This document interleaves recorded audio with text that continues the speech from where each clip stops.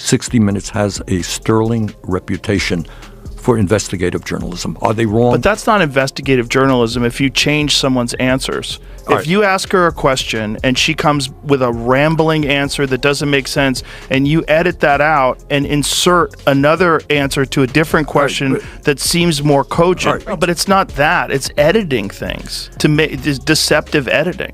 Joe, so in deceptive editing, you give people a different perception of who this candidate is than reality. But you got to explain. But that's not objective journalism. I know, but that's campaigning for.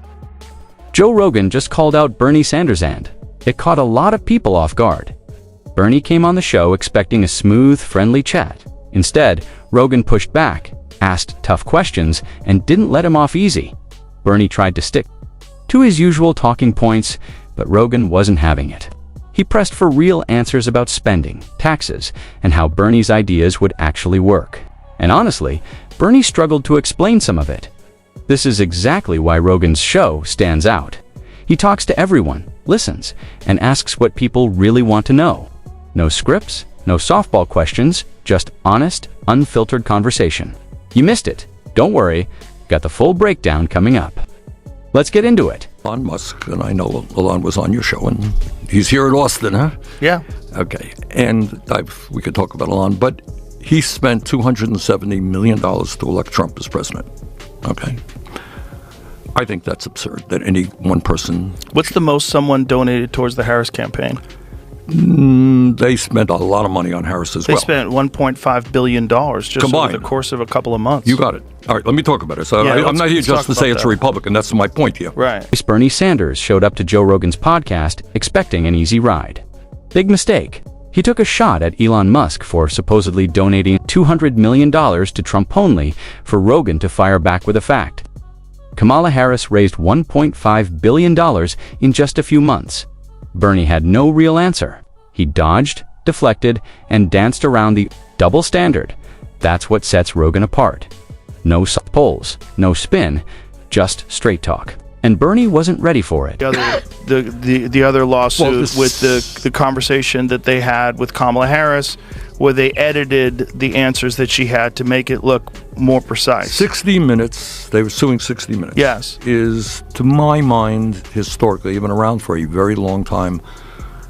You know, they're not infallible, but I think you look at most objective people will say 60 Minutes has a sterling reputation for investigative journalism. Are they wrong? But that's not investigative journalism if you change someone's answers. If you ask her a question and she comes with a rambling answer that doesn't make sense, and you edit that out and insert another...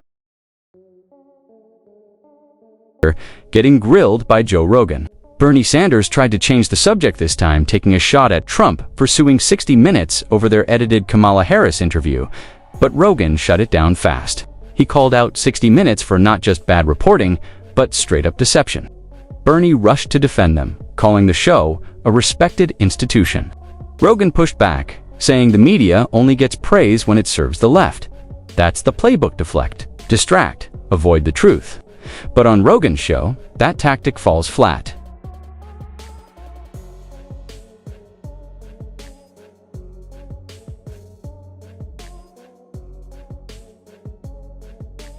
Sues you. All right, let me finish. All right. Okay.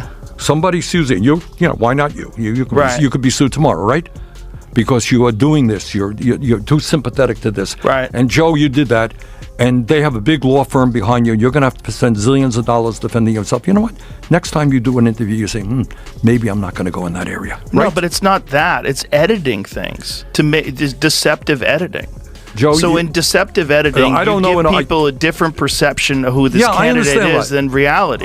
But you got to explain. But that's not objective journalism. I know, but that's campaigning for that person. But would you agree with that? Bernie Sanders tried an old, tricky blackmail. He warned, if you support what Trump's doing, it could happen to you too, hoping to box Rogan in with fear. But Rogan didn't flinch. He calmly broke it down, saying there's a big difference between attacking real journalism and calling out biased coverage disguised as neutral. One threatens press freedom, the other deserved criticism. Sanders wasn't ready for that. Rogan doesn't play the guilt game. He's not MSNBC. He doesn't cave when the pressure's on. That's why the interview went sideways for Bernie. He came to preach. Rogan came with facts. That's what they did. And you got to tell me why he is suing ABC. Why he's suing Meta. Let's just talk about the 60 Minutes one first. No, but it's not just we could go to ABC, but I'm not aware of that one either. Well, George Stephanopoulos said something that he didn't like. But the point is, what did Stephanopoulos say? I can't remember. It was I honestly don't remember. But I think what he was saying was factually incorrect about the results of one of Trump's trials. All right. Guess what? If I were to sue everybody who said things that were factually incorrect about me, I'd be suing people zillions of times. This is the guy who wants to run the country. Bernie Sanders couldn't give a straight answer. To one tough question, he's not leading. He's fixated on Trump. That obsession blinds him to logic and fairness. Instead of facts, he leans on outrage and drama. Trump is suing ABC and others for pushing what he claims is misleading coverage. That's not attacking free speech, it's calling out media bias. But Bernie can't see the difference. Or worse, he ignores it. When Trump's involved, Sanders stops thinking clearly. It's not about leadership. It's about settling scores. And that's a problem. Concern is when you have media organizations that are purported to be objective, and then they say things that are defamatory and factually incorrect, and they should know that before they say it. What other course does a person have other than a lawsuit? And isn't it important that you shine the light on what is a political bias? Then the way where from an organization that you would hope would be objective. Rogan nailed it. He held Bernie Sanders accountable with real questions, no spin, no escape. That's the kind of media we need. If more outlets followed that lead, the fakes wouldn't last a minute. And no, this isn't about censoring the press. Free media matters. But when outlets push lies over facts, there should be consequences. That's not journalism, it's manipulation, and the public deserves better. This media is really hitting new lows, so eager to restart their debunked Russian conspiracy theories that they somehow managed to mix up this man, Modi, the Indian Prime Minister, with this dude, Vladimir Putin. Easy mistake to make if you've lost all reasoning, any semblance of objectivity when you are an activist journalist for MSNBC.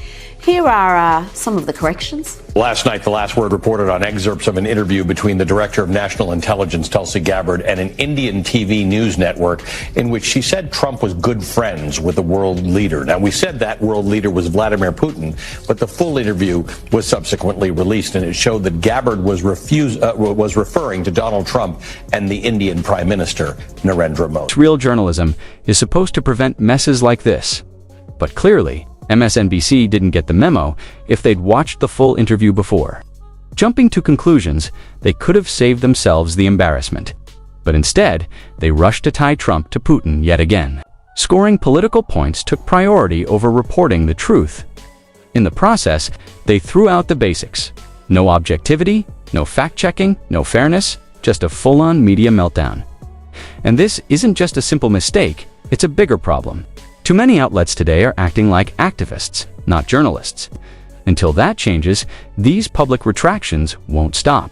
They'll just keep piling up. So Tulsi Gabbard mentions that Trump is good friends with a world leader, and they not only just assumed she's talking about Vladimir Putin, but then they report that as if it were fact on television. That's what happened. Let's hear one more correction from MSNBC on that issue. Last night, we reported on excerpts of an interview between the Director of National Intelligence, Tulsi Gabbard, and an Indian TV news network, in which she said that Trump was good friends with a world leader. We said that world leader was Vladimir Putin, but the full interview shows that Gabbard was referring to Trump and Indian Prime Minister Modi. These are the media outlets Bernie Sanders rushes to defend openly biased and no longer even trying to hide it. Sanders claims to fight for fairness and equal opportunity. But when the media pushes one-sided narratives, he stays silent. No calls for neutrality, no outrage over spin.y. Because he doesn't want a balanced press. He wants one that echoes his views. That's not about truth. It's about control. You can't preach fairness while defending propaganda, and if Bernie really cared about integrity, he'd call out media bias the same way he calls out billionaires. But he doesn't, and that says it all. Worst vice presidential candidate we have seen, the uniquely awful Tim Walz, Tampon Tim. Remember him? He had all sorts of delusions of being vice president. Now he has delusions of being a presidential candidate, and he thinks he's a tough guy. Here he responds to media pundits who mocked his lack of masculinity. How do you fight it? This I think I could kick most of their. I do think that if they wanted to. I know I can outrun them, but I don't know if we're going to fall into that place where we want to. Okay, we challenge you to a WWE fight here type of thing. Good luck with that, Tim. I think Judge Janine has you covered. Bernie was busy cozying up to the media on Rogan's podcast. Minnesota. Governor Tim Walz took it to another level, challenging Republican men to a fight. Seriously, Walz thinks toughness means macho talk and tire changes. But real strength is standing up for the truth, even when it's unpopular. Leaders like him have confused bravado with courage, and it's backfiring. From Bernie dodging questions to Walz's fake tough guy act, the cracks are showing. People are seeing through it. We don't need theatrics. We need truth and leadership. Thankfully, voices like Rogan's are helping make that clear.